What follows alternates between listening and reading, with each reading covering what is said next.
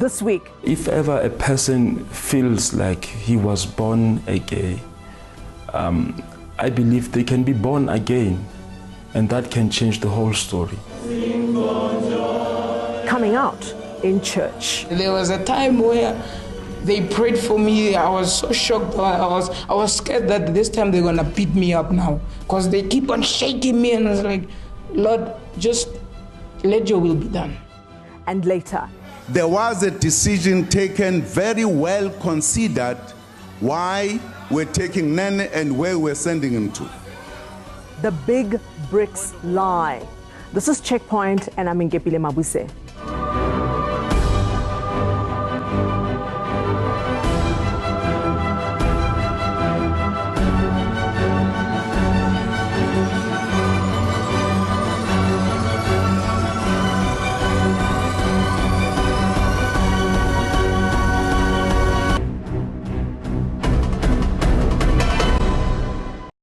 In November 2006, South Africa became one of the only 5 countries in the world at the time to legalize same-sex marriage, and the only country in Africa.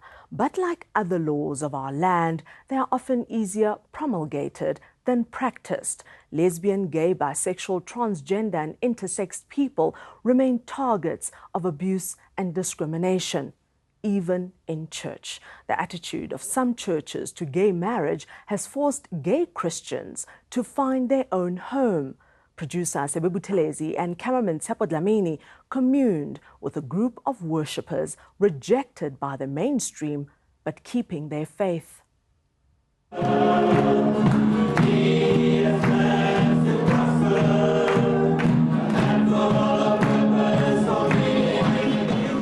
It looks like a simple church service at first glance, but the souls gathered here know rejection all too well.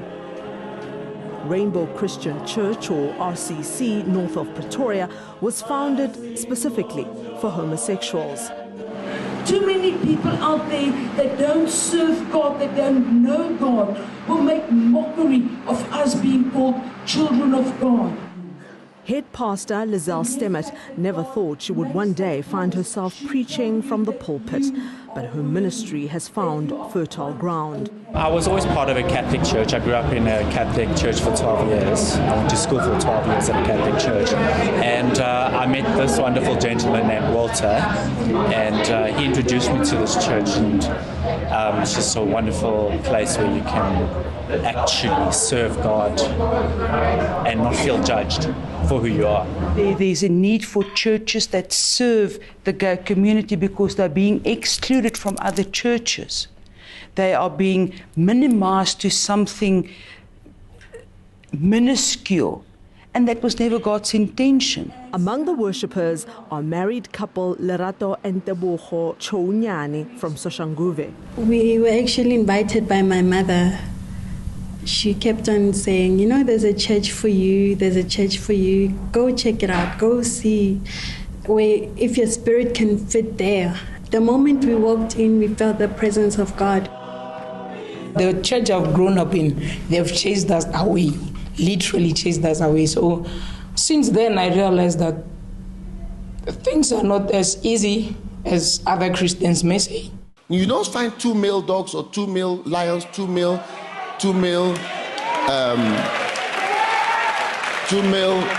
impalas, 2 male cats, even lizards, 2 male elephants, 2 male. There's nothing like that in nature. Ghanaian pastor Dag Hewitt-Mills's offensive sermon at Grace Bible Church in Soweto last month exposed the prejudice that still exists in Christian societies. Celebrity choreographer Somizi Mhlongo was in the congregation that Sunday. He expressed his disgust in this video that went viral on Instagram. This is who I am.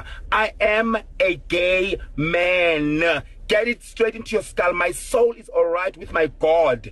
Let me deal with my God and my soul. I'm thanking God that Somizi was in grace, because if he was not in, I can tell you, even now, they are sitting there. There are plenty of homosexuals sitting there, but they don't come out. Checkpoint asked Grace Bible Church for an interview, but they referred us to this statement made to congregants by Bishop Musasono. As an organization of faith, we believe it is within our constitutional rights to determine our rules and conditions of membership for those who wish to be part of us. We believe and affirm that marriage is an institution created by God in which one man and one woman enters into an exclusive relationship for life, and that it is the only form of partnership approved by God for sexual relations.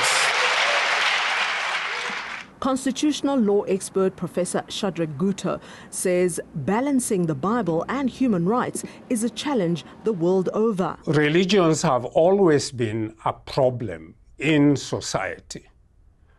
Crusaders and so on, they have killed millions of people. So it is not just a question of now in South Africa. It's not a peculiar manifestation of human behavior. It has been there. The question is, how do we deal with it in order to be able to tolerate each other? However, he argues that the Constitution cannot be used to force the church into accepting the gay community. Freedom of religion, in other words, freedom of belief, freedom of culture, freedom of use of language, and so on, are protected under the Constitution. But at the same time, since their religious organizations are associations, they do have a parameter within, just like political parties, to be able to decide what do they believe in, who should be their member, who should not be their member. So it is balancing the two, and it's not easy. It's unnatural.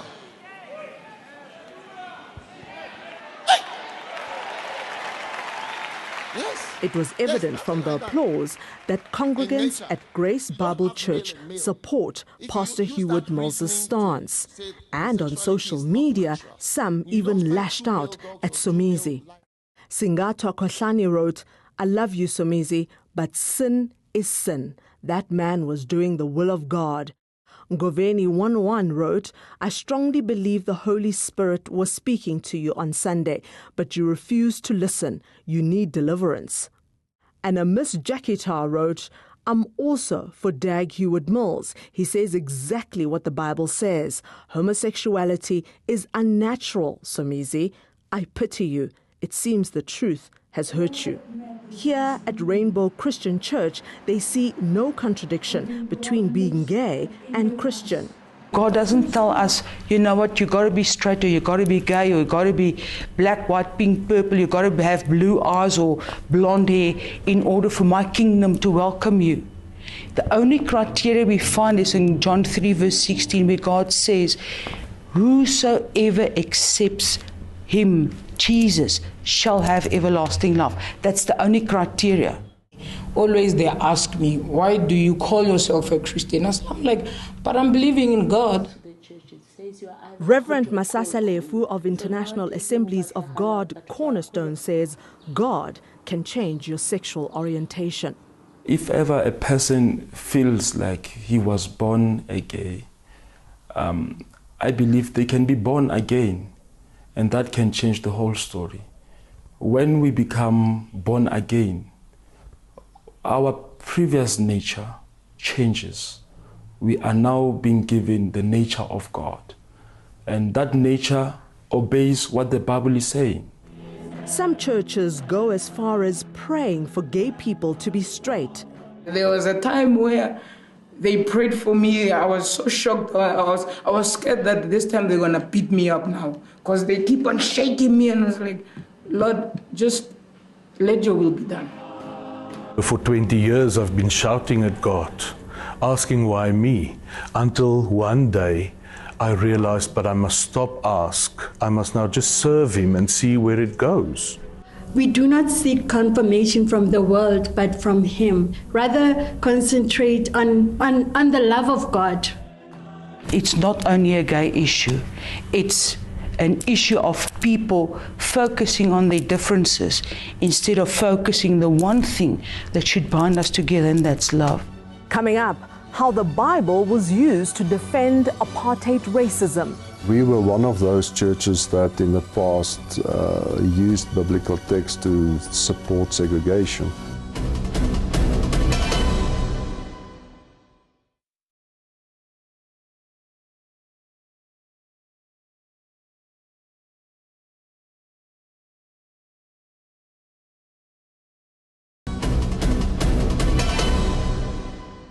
Traditionally, Afrikaans churches like the Dutch Reformed Church, or DRC, had no time for people with different ideologies, skin colors, and sexual orientation.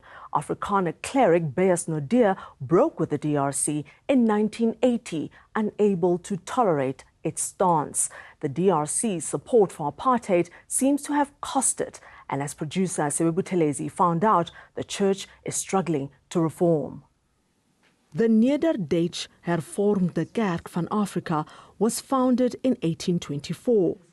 It is a traditional Afrikaans church and played a key role in supporting the apartheid government. We were one of those churches that in the past used biblical text to support segregation. Dr. Wim Dreyer, an elder at the church, says the lines between religion and politics were blurred at the time. There was a very unhealthy relationship between politics and religion for many years in South Africa, and it's still there. It's funny things that politicians say about religion. White supremacy was justified with scriptures such as Genesis 11 verses 1 to 9.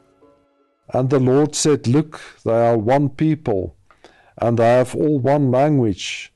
And this is only the beginning of what they will do. Nothing they propose to do will now be impossible for them." Another text or a group of texts would be the position of Israel in the Old Testament, that had to refrain from mixing with other people around them.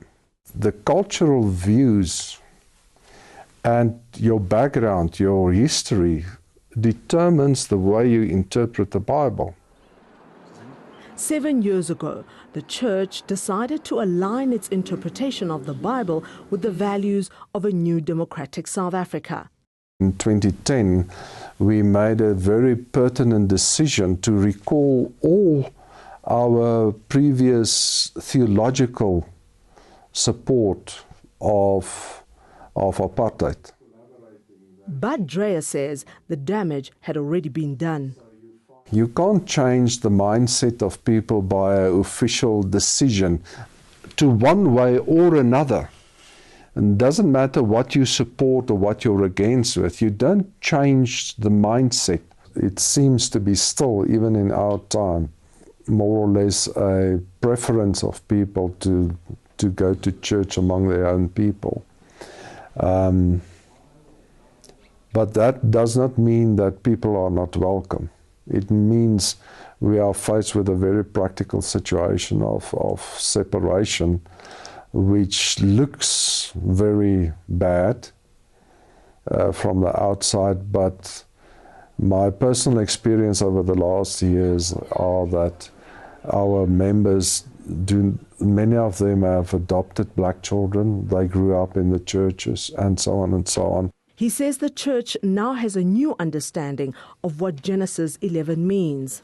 Taking texts out of context, out of the historical context, is an extremely dangerous thing and had very severe consequences in the history of South Africa in terms of racism, in terms of separate development, apartheid, but it's also now becoming a very big issue in terms of gender equality, in terms of sexual orientation, and so on.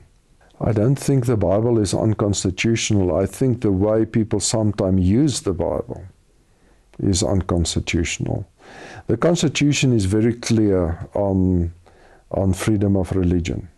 That is one of the cornerstones of our Constitution in South Africa. But at the same time, we need to be very careful in the way we use the Bible, because that is, it's just an easy way out.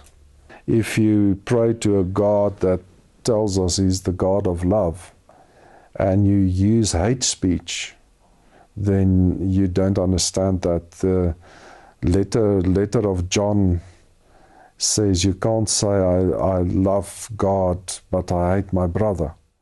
When we return, I wanted him to go to a position that needs the most capable, recognized internationally. That's precisely the reason. I thought he should contribute not just to the country, to the continent, to the globe. and you got a call from BRICS, I understand. No. From the BRICS Bank? No, I didn't. No call from the BRICS Bank? No. But I got a number of calls. I might have missed it, but I got a number of calls.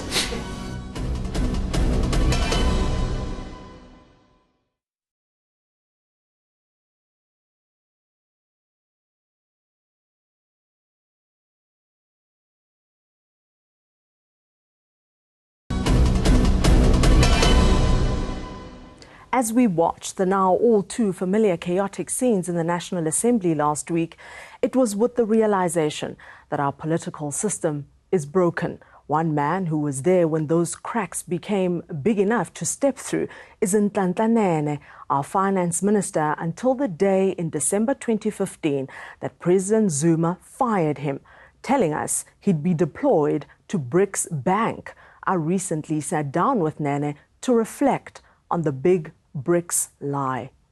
I've decided to remove Mr. Nhlanhla Nene as Minister of Finance ahead of his deployment to another strategic position. The day President Jacob Zuma dropped this bombshell has come to be known as 9/12. It was the 9th of December 2015, a day that cost South Africa 500 billion rand in bonds and equities. Nhlanhla Nene was, of course, never deployed to a strategic position, as the president had claimed. A lot of South Africans have been wondering, what have you been up to since the infamous 9/12? Where do I start? It has been quite an exciting journey. First, immediately after 9/12, I went on holiday. And after that, come January, I started getting phone calls, but I was enjoying myself at the farm. My wife has got a small farming operation. I got onto that and you got a call from BRICS, I understand. No.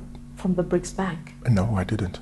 No call from the BRICS Bank? No. But I got a number of calls. I might have missed it, but I got a number of calls. The president has Opposition MPs tried in vain to get President Zuma to divulge the real reasons Nana was axed. Honorable Maimane, if you have an argument to make, this is not the way to do it, Honorable Maimane. Please take a seat, Honorable Maimane. Order, Speaker. Take a seat. This time, the president had the protection of the Constitution, which allows him to hire and fire at will without giving reasons. But Zuma repeatedly told the nation that Nhlanhla Nene would be deployed to BRICS Bank, a deployment the president has no power to make. There was a decision taken, very well considered, why we're taking Nene and where we're sending him to. Many South Africans are now convinced that the president was lying when he said that he was removing you as finance minister to deploy you to another strategic position. I have no reason to think so, but... But there was no strategic position. The BRICS call didn't come through. It hasn't come through. Believing it never will, the former finance minister took up a position at Sebe Investment Corporation, where he has been working since May. He also sits on the board of investment management firm Allan Gray as non-executive director. Here at Sebe, they gave me two things, a nice office and a nice title. I'm resident advisor. I advise, or I work with the board and the executive, and and the teams that are involved in growing the company. Do you miss your old job as finance minister? I don't miss it in the sense that, there is a vacuum in my life. In every job, in every responsibility I've been given in my life, I've learned a great deal.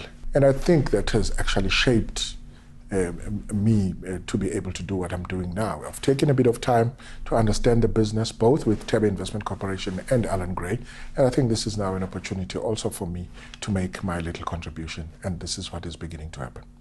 That contribution will be made in the private sector and not the public service, where the president said Nene was still needed. I wanted him to go to a position that needs the most capable, recognized internationally. That's precisely the reason I thought he should contribute not just to the country, to the continent, to the globe. The public statement that the president made, which I remember well, was, and what I was also told, was that I have been nominated for that position. Beyond that, I don't think the president has got the power to make the appointment, because this is a position. You knew he didn't have the power to secure you the job. Absolutely. So when he gave you that as a reason, yeah, you must have thought, what is this person talking about? Well, the nomination, I would imagine anybody can be nominated, but whether while they're in their current jobs, yeah, but whether and only be removed when they secure the job. That's not my call. Whether when I'm nominated I should stay in the job, or I actually should take gardening leave, which I did take and enjoyed very much.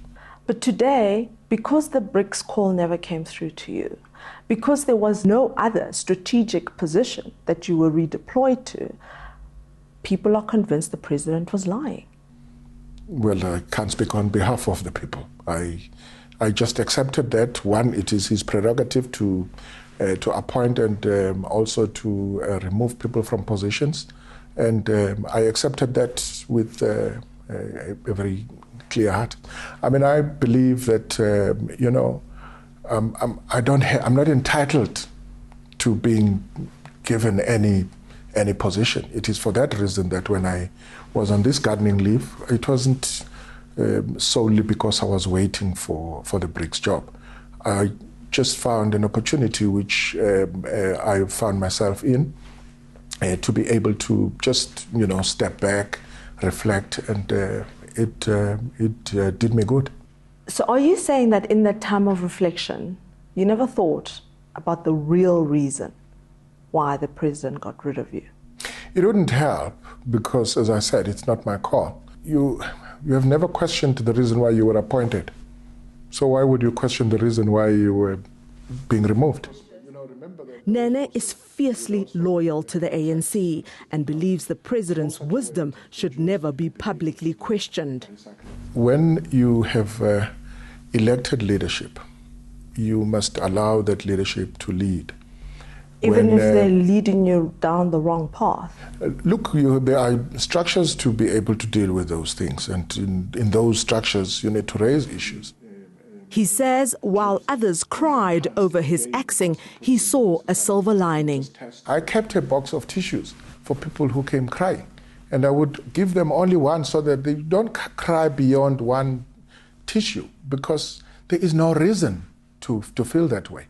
The positive, I always say, arose out of the 9/12 is that we, for the first time, we started seeing government and business working together, and it is for that reason that I believe we've been able to stave off the ratings agencies up to this point.